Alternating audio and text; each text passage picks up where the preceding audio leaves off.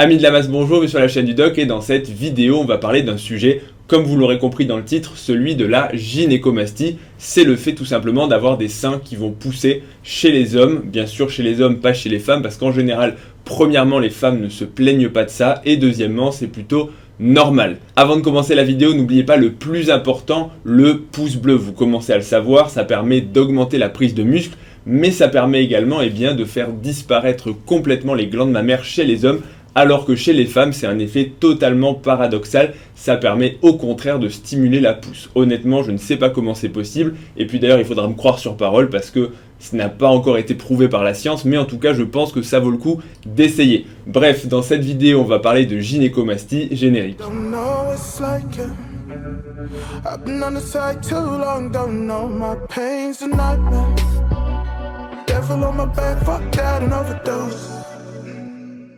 Pour rentrer directement dans le vif du sujet, la gynécomastie, c'est quoi? C'est tout simplement le développement excessif de la glande mammaire chez l'homme, ce qui va donner un aspect à la poitrine ou aux pectoraux pour appeler ça grossièrement, de sein. En tout cas, c'est un excès de tissu qui va donner une apparence en fait plutôt féminine à la poitrine masculine. C'est un terme qui ne va s'employer uniquement chez les hommes, puisque chez les femmes, c'est quelque chose de physiologique, c'est normal d'avoir de la poitrine.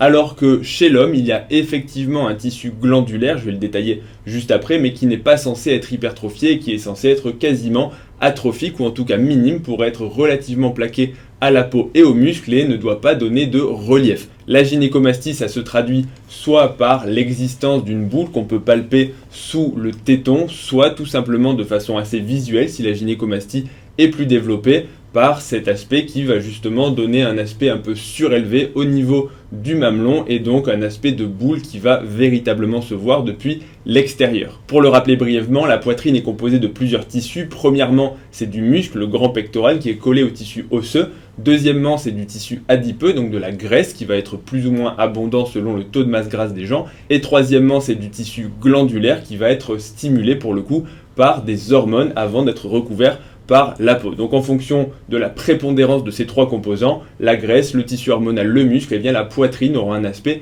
différent. En pratique, la gynécomastie, c'est donc le développement anormal chez un homme de ce tissu glandulaire. Et comme je l'ai dit juste avant, et bien ce tissu glandulaire va réagir à différentes hormones. La première, vous l'aurez deviné, c'est l'hormone sexuelle féminine par excellence, ce sont les œstrogènes qui vont avoir un effet trophique sur cette glande mammaire et donc pouvoir la faire développer. Les deuxièmes hormones, ce sont les androgènes qui vont pour le coup avoir un effet inhibiteur, ce sont les hormones mâles. Donc il y a une balance entre les hormones sexuelles femelles et les hormones mâles. Et enfin, il ne faut pas les négliger, mais elles ont aussi un rôle dans une moindre mesure, notamment la LH, Luteinizing Hormone, l'IGF-1, qui est un facteur de croissance qui a une action similaire à l'insuline, mais aussi l'hormone de croissance. Bref, différentes hormones vont avoir une action sur ce tissu glandulaire. Vous l'aurez donc compris, il y a une balance entre les œstrogènes qui stimulent la croissance et les androgènes qui vont au contraire inhiber la croissance. C'est pour ça qu'en général, les femmes ont beaucoup d'œstrogènes, assez peu d'androgènes, donc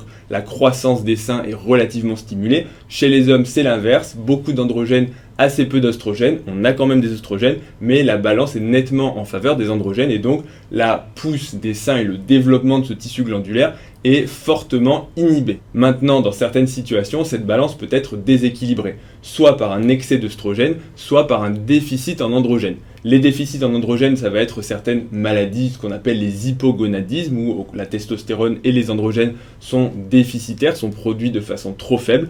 Et à l'inverse, les excès d'œstrogènes peuvent là aussi être liés à différentes causes. Notamment, on peut citer l'excès de production d'œstrogènes, là aussi dans certains désordres hormonaux, mais aussi, et c'est le plus connu en musculation et dans certains sports, c'est l'excès d'aromatisation. Un petit mot sur l'aromatisation. L'aromatisation, c'est la conversion d'androgène en œstrogène par une enzyme qui s'appelle l'aromatase, qui est physiologique et qui permet chez les hommes de maintenir un petit niveau d'œstrogène, sauf que dans certaines situations, il y a soit trop d'aromatase, soit trop de testostérone circulante, et donc s'il y a trop de testostérone, eh bien l'aromatase peut fonctionner à plein régime puisqu'elle a beaucoup ce qu'on appelle de substrat, et donc elle va convertir beaucoup plus de testostérone et d'androgène en œstrogène, et donc il va y avoir certes plus de testostérone, plus d'androgène, mais aussi proportionnellement plus d'œstrogènes, et donc ce sont ces œstrogènes qui vont donner le développement des seins. Maintenant qu'on a compris un petit peu les déséquilibres hormonaux qui peuvent conduire à soit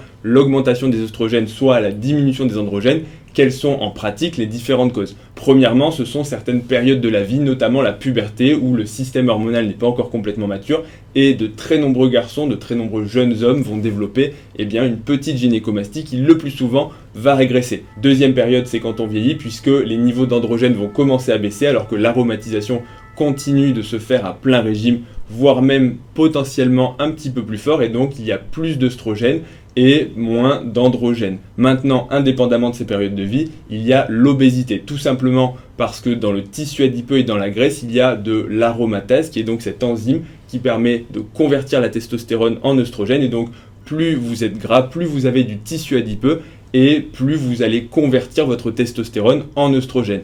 Donc chez certaines personnes, tout simplement, le fait d'être gras, d'être en surpoids, d'être obèse, va conduire à cette gynécomastie. Ensuite, il faut quand même le préciser, certains médicaments, de nombreux médicaments sont liés à une gynécomastie. Donc si vous développez une gynécomastie après l'introduction d'un traitement, parlez-en à votre médecin parce que ça pourrait tout simplement être la cause. Et enfin, pour ne citer que celui-là parmi les causes classiques, c'est l'alcool qui a un effet de provoquer chez certaines personnes une gynécomastie. Maintenant, le cas particulier du dopage, parce que je sais que c'est ce que vous attendez, chez de très nombreux bodybuilders, on observe une gynécomastie. Pourquoi? Tout simplement parce que quand on utilise des stéroïdes anabolisants, on augmente le taux de testostérone, mais de façon proportionnelle, on augmente la conversion par l'aromatisation en œstrogène, et donc on augmente le taux d'œstrogène circulant. Ça veut dire que vous avez certes beaucoup de testostérone, mais vous avez aussi beaucoup d'œstrogène. Donc, vous allez, chez les personnes prédisposées, parce que là aussi, on n'est pas tous prédisposés de la même façon, vous allez, potentiellement développer une gynécomastie. C'est pour ça que certains bodybuilders vont utiliser des anti-aromatases pour diminuer cette conversion et essayer d'éviter au maximum la survenue de cette gynécomastie. Mais ce n'est pas toujours possible et ça ne marche pas chez tout le monde. Il faut aussi savoir que les stéroïdes anabolisants, il y en a différents types et qu'ils n'ont pas tous le même potentiel sur l'aromatisation. Donc là aussi, certaines molécules vont faire aromatiser plus que d'autres. Par ailleurs, sachez que quand vous arrêtez un cycle de stéroïdes, votre testostérone va diminuer puisque vous n'allez pas encore relancer par votre production naturelle alors que l'aromatisation va continuer et que votre taux d'œstrogène va rester un petit peu plus élevé. Donc c'est pour ça que quand vous arrêtez le cycle, vous baissez vos androgènes et vous augmentez relativement vos œstrogènes et donc c'est souvent une période où une gynécomastie peut s'installer. Maintenant et de façon très résumée, que faire quand vous constatez une gynécomastie? Tout d'abord, si vous êtes dans la période de la puberté, sachez que le plus souvent ça disparaît sans conséquences et sans séquelles. Maintenant, si ça survient à d'autres périodes, il faut consulter un médecin pour tout simplement un examen clinique, vérifier qu'il n'y a pas certaines maladies comme j'ai cité, un hypogonadisme, mais il y a aussi des cancers, c'est très rare mais ça peut arriver, des cancers qui sécrètent certains types d'hormones, donc il ne faut pas les méconnaître et ça va permettre là aussi de rechercher les différents signaux d'alerte. Ensuite, ce sera une prise de sang, notamment un bilan hormonal complet pour essayer de rechercher les différentes causes. Et enfin, en termes de traitement, et je vais être assez succinct parce que ça relève du domaine de spécialité, mais différents traitements sont disponibles. Premièrement, c'est le traitement médicamenteux. Globalement, ça dépend un petit peu de la cause et du bilan hormonal, mais on peut soit diminuer les œstrogènes, soit diminuer l'aromatisation par des anti-aromatases, soit dans certains cas augmenter les androgènes si ceux-ci sont déficitaires. Et enfin, puisque vous l'attendez, sachez qu'il existe là aussi, dans les cas où la gynécomastie ne diminue pas sous traitement médical, la possibilité d'une chirurgie qui va permettre de diminuer la glande mammaire et donc ça permet d'opérer dans les cas qui sont résistants aux médicaments et de diminuer le problème, d'enlever le problème plutôt à la source. En gros, on enlève la glande mammaire, ça permet de recoller la peau et ça permet d'éviter les récidives. Mais il faut en général d'abord essayer de trouver la cause parce que si on ne traite pas la cause et qu'il y a une cause, après l'opération, ça peut récidiver. Et deuxièmement, essayer le traitement médicamenteux si c'est accessible bien sûr à un traitement médicamenteux. Dernier petit point, une parenthèse quand même, c'est sur l'adipomastie. Il y a souvent la confusion entre gynécomastie et adipomastie. La gynécomastie, c'est l'excès de tissu glandulaire. L'adipomastie, c'est à l'inverse l'excès de tissu graisseux. Donc comment est-ce qu'on différencie les deux? C'est pas toujours possible par l'examen clinique et l'aspect esthétique, mais globalement, sachez que si vous perdez du poids et si vous perdez de la graisse, vous allez diminuer l'adipomastie. Alors que sur la gynécomastie, ça n'aura aucun effet, puisque ça ne va pas permettre d'enlever le tissu glandulaire, sauf dans le cas très particulier où c'est lié à l'obésité, mais en général ça reste minime. Donc si quand vous perdez du poids et quand vous perdez du gras, vous diminuez vos réserves de graisse au niveau des seins et que ça fait disparaître cet aspect, c'est plutôt de l'adipomastie.